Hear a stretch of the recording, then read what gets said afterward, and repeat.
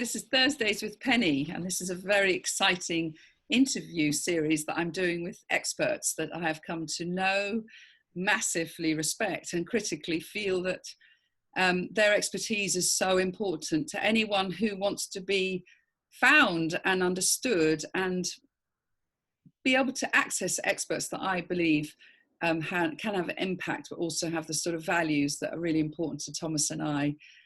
As many of you know, Thomas and I have been working with entrepreneurs and very exciting innovators for the last 20 years since we founded the Academy.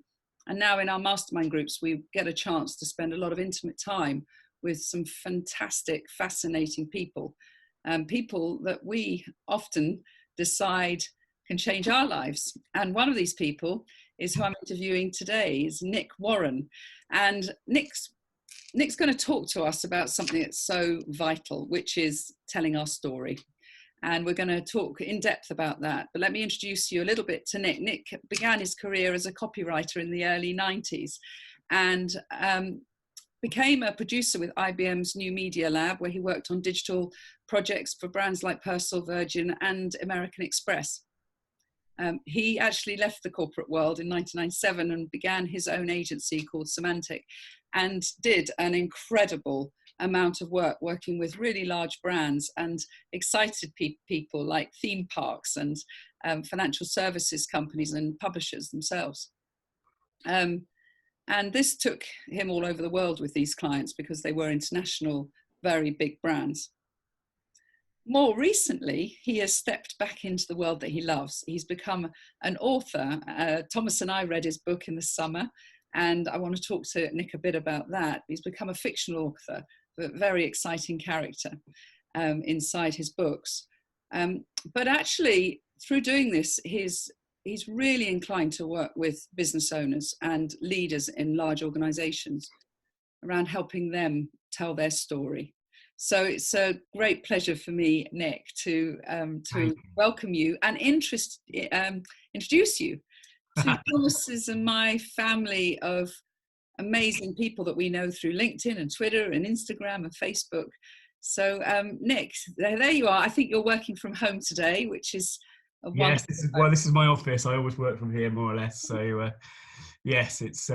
This is actually a 16th century cottage that is right on the side. It's a tiny little place right on the side of where we lived for the last 20 years. And we finally bought it a year ago. We spent almost a year doing it up. And we were supposed to rent it out, but I put into it. Now I just work from here at the moment, which is very lovely.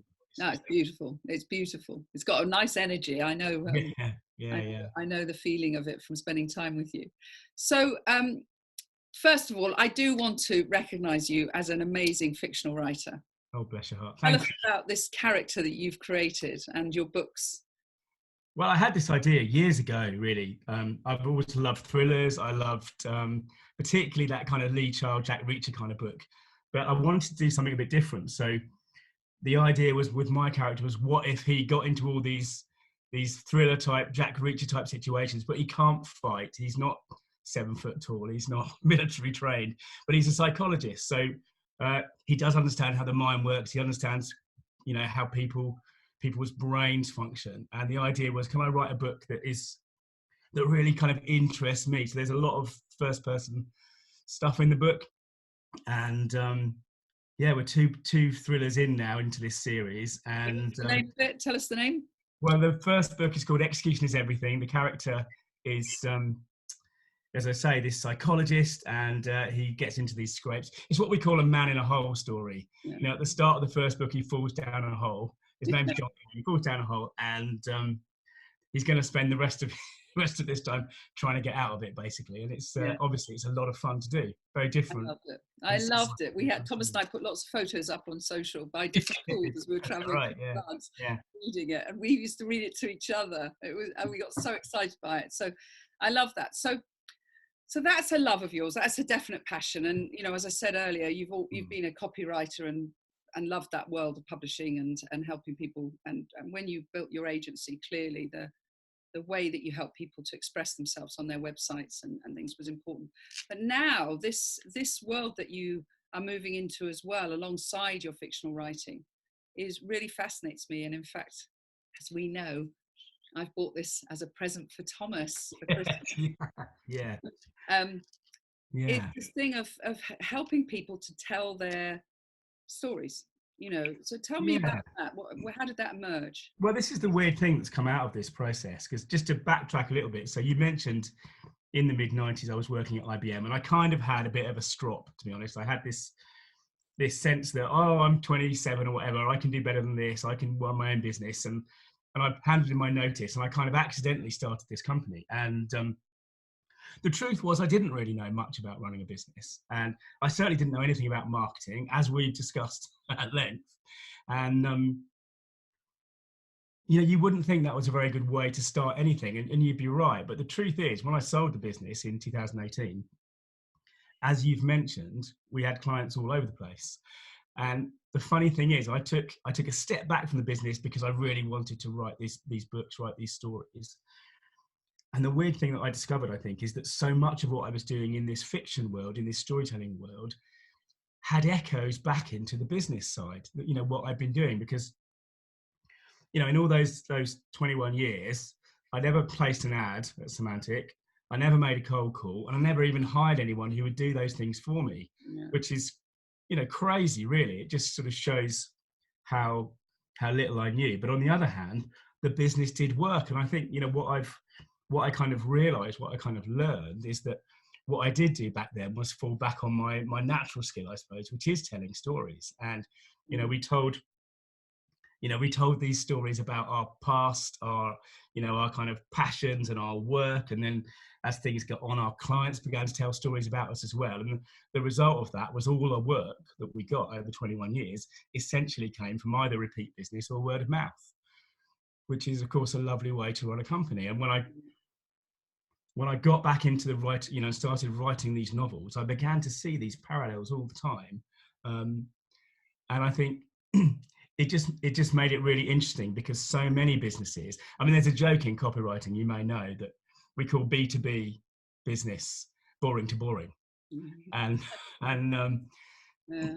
you know, what we weren't definitely at Semantic is we weren't boring. We were very personal. We were very honest. We were, I mean, authentic's become an overused word in many ways, but that's what we started doing in 1997. And, you know, we were honest about our strengths and our weaknesses, and, you know, all the things that happened.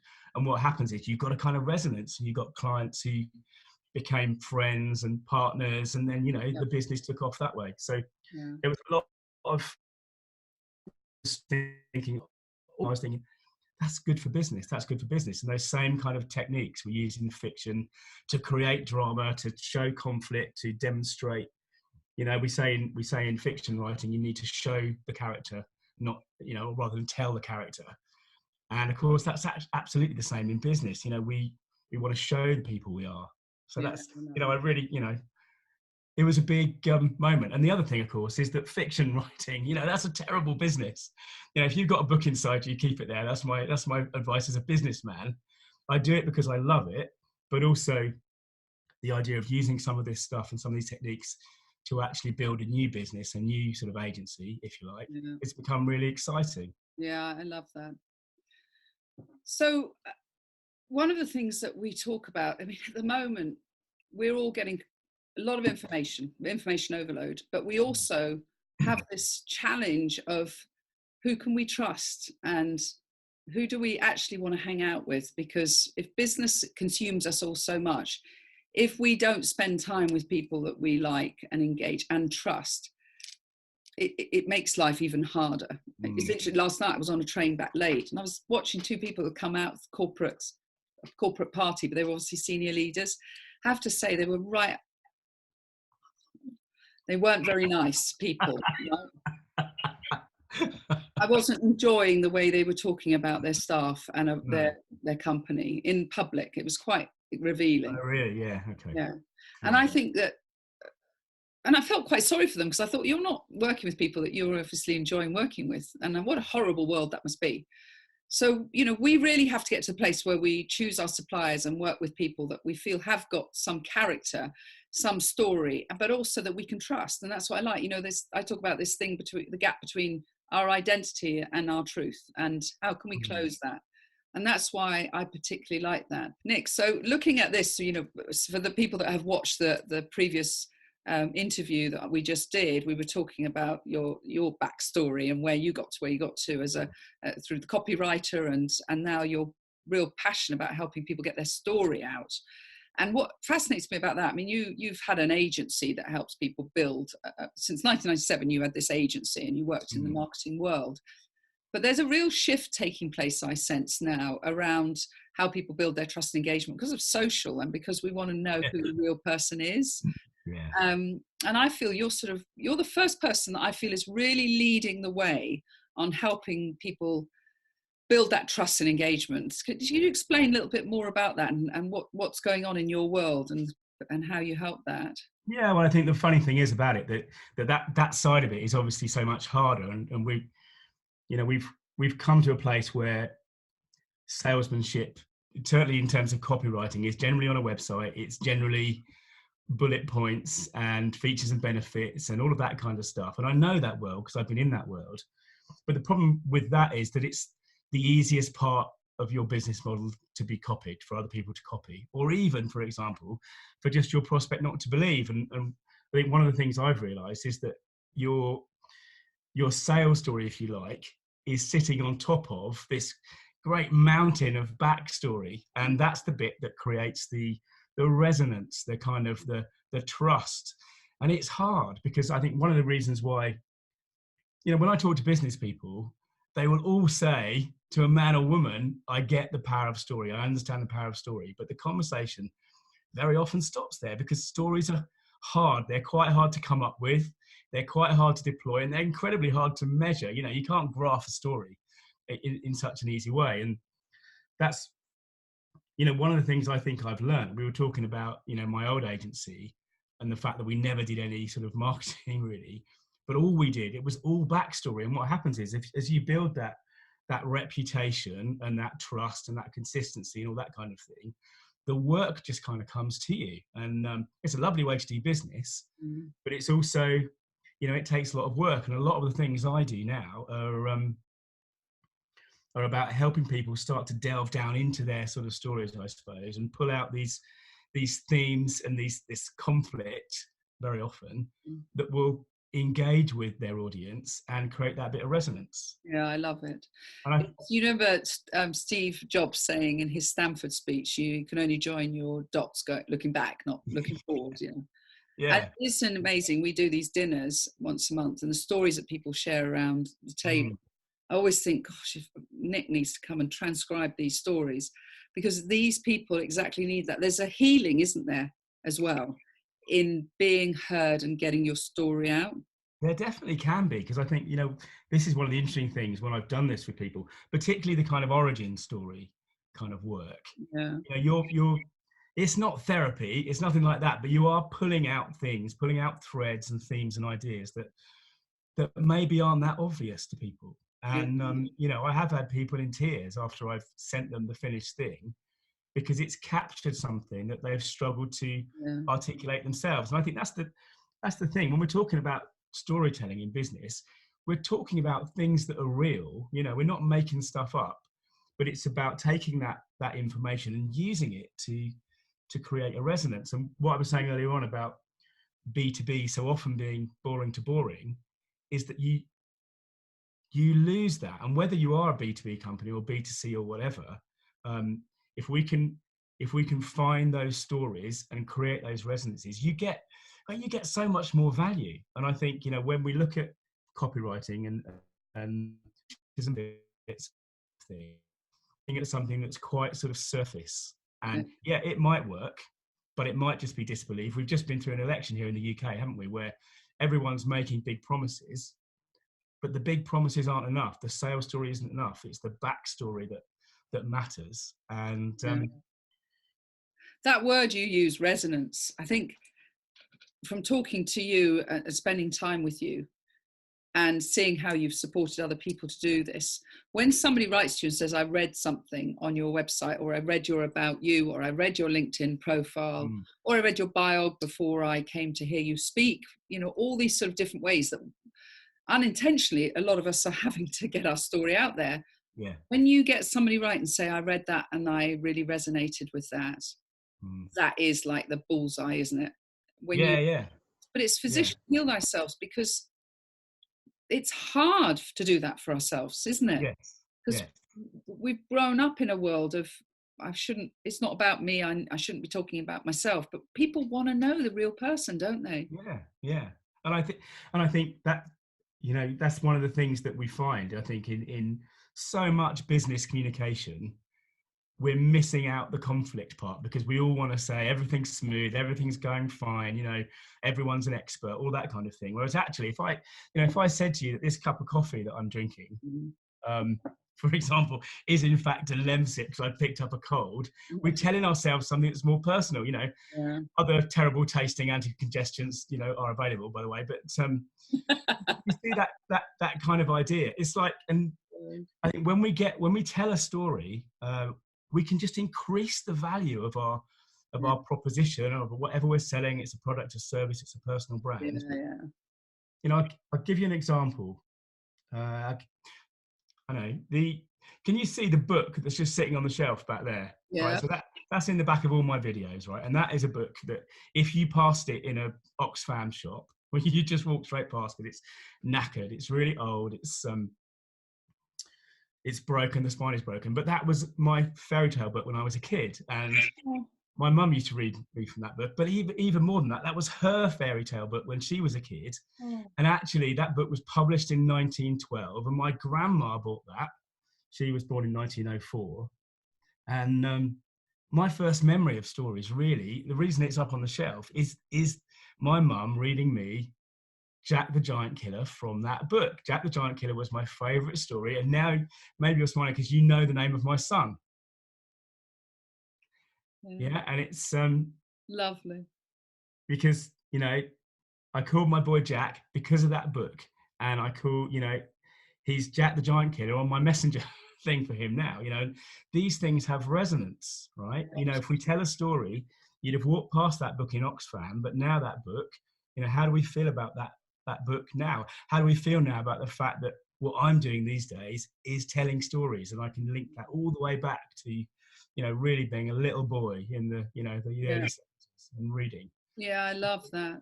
And there's Stories some, make a difference. it does. But we've got Brené Brown and Gabriella Bernstein. Sadly, these are women. I'm sure there are men as well that are starting to talk about, be vulnerable.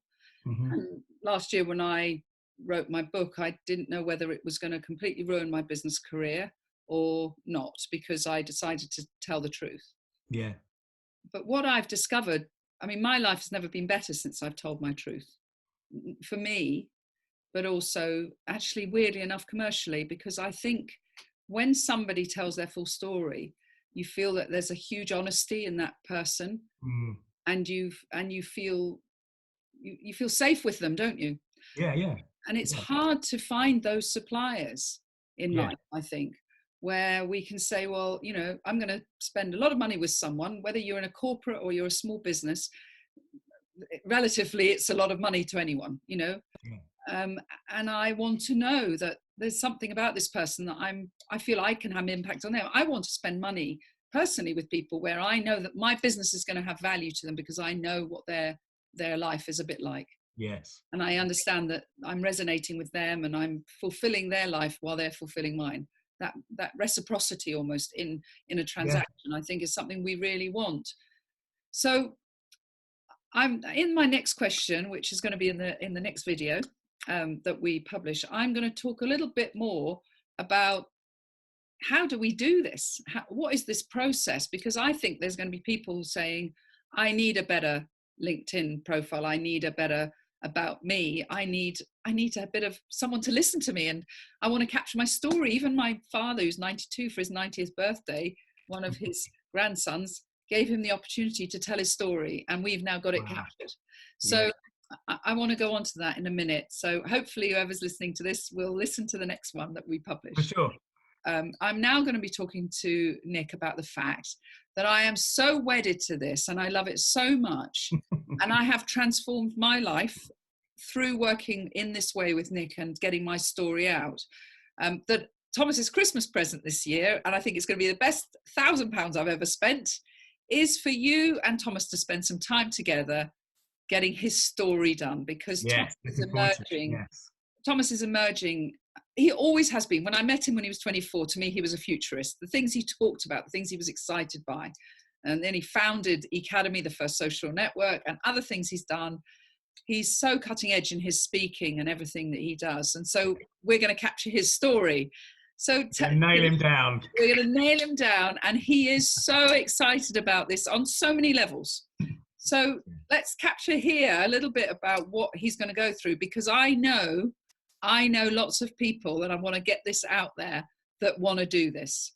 So let's talk a little bit about this process. So I think the really, I mean, a lot the value of storytelling for, you know, for business purposes, for commerce, for making more money. And of course, life isn't just about that.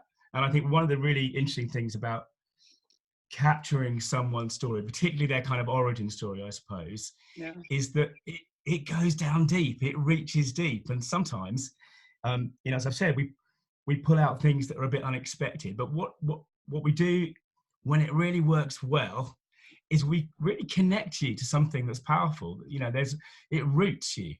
You know, the best stories root you, right? And the best stories can also hurt. You know, I've mentioned about the importance of conflict. And one of the things that I do, I guess, particularly when, you know, I first sit down with people, because the way I tend to do this process is either a Zoom call or a sit down, and it's maybe an hour, 2 hours, something like that, just talking. And then I'll go away and write the first version of the story beats, which we'll talk about in a minute. But what I'm trying to do is I'm trying to find that the conflict in there that you know is very often kind of buried gold. Because I think one of the things is, I mentioned earlier on, you know, business stories are so often everything's fine, you know, all the graphs are heading up, we're all good. But the problem with that is, without conflict, there's no drama, and without drama, there's no attention, of course. So if we're looking for to get people's attention, which is a lot about what the world is these days, we need drama, we need those kind of dramatic hooks. But also, if you've got no vulnerability, you know, as you've talked about, you know, in your amazing book, you're so wonderfully honest, that book, and it gives you so much power, or you know, you take them back so much power because you shared that, and there's nothing to be scared about anymore because it's out there. And you know, I'm not going to totally eviscerate Thomas, but I think we can go to some of those places where he's maybe not so comfortable talking about, because in there is the gold.